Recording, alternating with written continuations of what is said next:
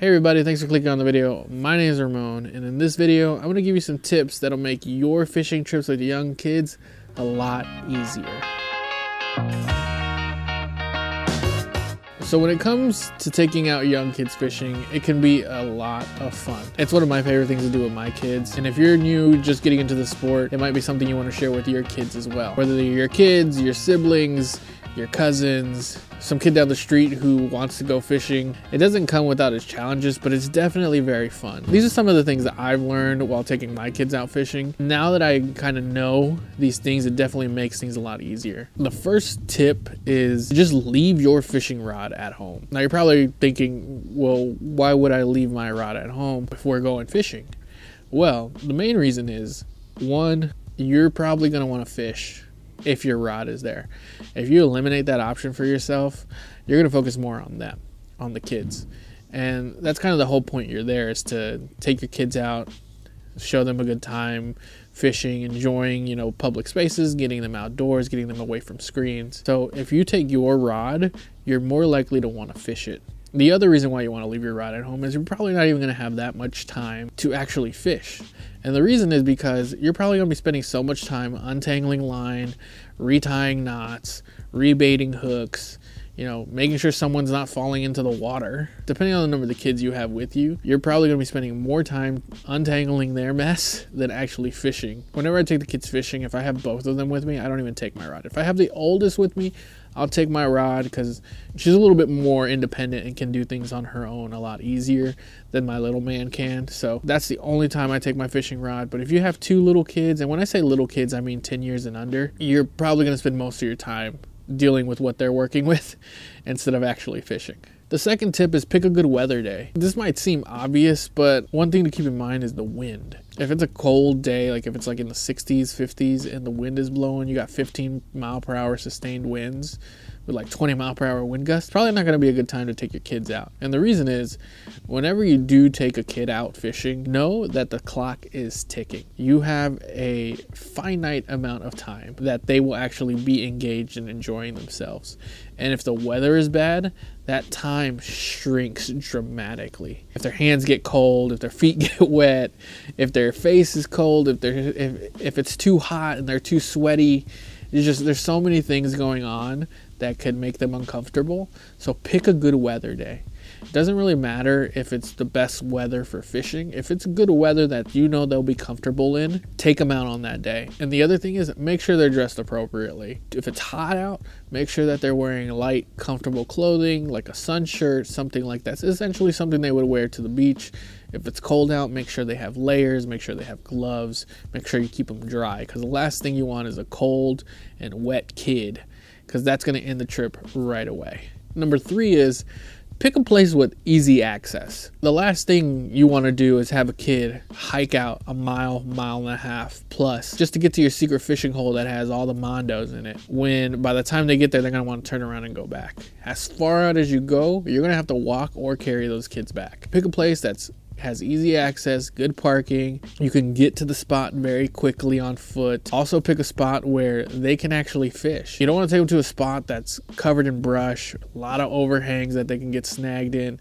It's just going to lead to more frustrations for you, and they're not going to enjoy themselves. So take them to a place with easy access. If you're not sure if the place you're taking them has easy access, just go on Google Maps, do a little research, look at the park, scout beforehand, just drive up and see, can the kids fish here? Would they be able to cast? Where does the grass sit? Are they going to be able to see?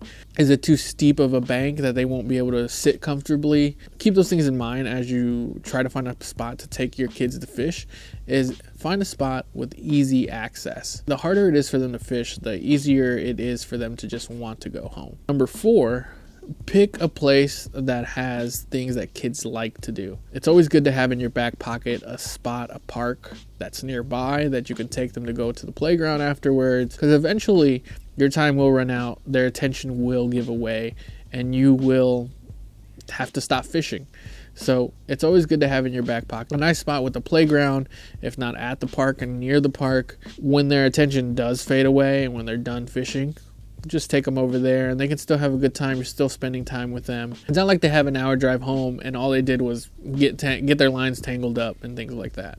Number 5, one of the biggest ones, is have gear for them that's easy for them to use. One of the things I like to do is use these little push button rods. They're super easy for them to do. All they do is they hit this button and they reel it like crazy. The kids love it. It's got cool characters on it. Again, super easy for them to use. The only downsides to these are if they do break off, they tend to keep reeling it in and then your line's in there. So bring a screwdriver or something for you to be able to unscrew this, pop this off so you can pull the line back up. Another tip, this goes in line with gear that's easy for them to use, is I use these Shakespeare hide-a-hook bobbers. If you see right here, the bobber's right here, it hides the hook. And the way it does that is the hook actually sits inside the bobber and then it's tied on with this this little ring here that acts like a bobber stop. So when this hits the water, the bobber slides up, gets stopped right there, and the jig is sitting in the water with whatever bait you have tied onto it. It's saved my skin dozens of times, makes it super easy so the kids don't hook themselves, they don't hook you, they don't hook people around them. And they are kind of pricey. You can buy them in 2-packs or you can buy them in a whole tackle box, but it's, in my opinion, worth every penny to not get hooked in the head. And number 6 is use bait that will make sure they get some kind of action, whether that's live worms, wax worms, bread. The last time I took the kids out, we were fishing using some old bread that we had, because the pond that we normally go to, the fish are used to eating bread. People will come, they'll take their bread and they'll throw bread into the water just to see the fish come up and bite it and eat it. So I went with some bait that would increase their chance of getting some action while we were out there. That's very important because kids tend to lose interest very quickly, especially if they're out there and they're not catching fish. So if they're not getting action within the first 10 minutes, your time with them on the water is starting to decline very quickly. The other thing is keep it fun. Check in with them. Make sure that they're having fun and enjoying themselves. Don't take it too seriously when you're taking them out. Be super patient. They're probably going to throw rocks in the water and scare off fish, but you know, the whole point is to take them out and have a good time. So just be patient, keep it fun, keep it light. And my last tip is, know when to call it quits. They will let you know when they're not having fun anymore. And that's kind of your cue to start wrapping things up. Now, there are some things you could do, maybe switch up the bait and see if that helps get the fish stirred up. Because what I've seen is that as soon as they start to, lose interest, if a fish comes up and starts biting on their lure, or they start seeing that bobber dance, they'll get in it right away. They'll get right back in it and they'll get hooked. They're just like us. But it's always a good idea to know when it's time to end the trip. The longer it goes on after they're ready to go home, the worse it's going to be. That's when the tantrums start to happen. That's when you start to get frustrated more. So when they let you know, hey, I want to leave, I'm ready to do something else, time to cut it. Just pack things up and go on to do the next thing. Some bonus things. Pack snacks. It's always a good thing to pack snacks, pack drinks, bring an extra pair of clothes. You never know when the kid's going to fall in the water, just get wet or dirty or uncomfortable. Bring a towel. You never know when they're going to get their hands dirty and you need to wipe them off for whatever reason, whether it's they got fish slime on them or if they've just gotten into a whole mess of goose poop. You can at least clean them off. I've forgotten the towel a few times, and every time I've forgotten it, I've regretted it. So these are the things that I've kind of learned along the way to make sure that everyone is having as an enjoyable time as they can. So if you got any tips, please leave them in the comments down below. If you found any kind of valuable information in this thing, please give me a like. It definitely helps spread this video. It helps with the algorithm, and it only takes a few seconds to do, so I would really appreciate it if you hit that like button for me.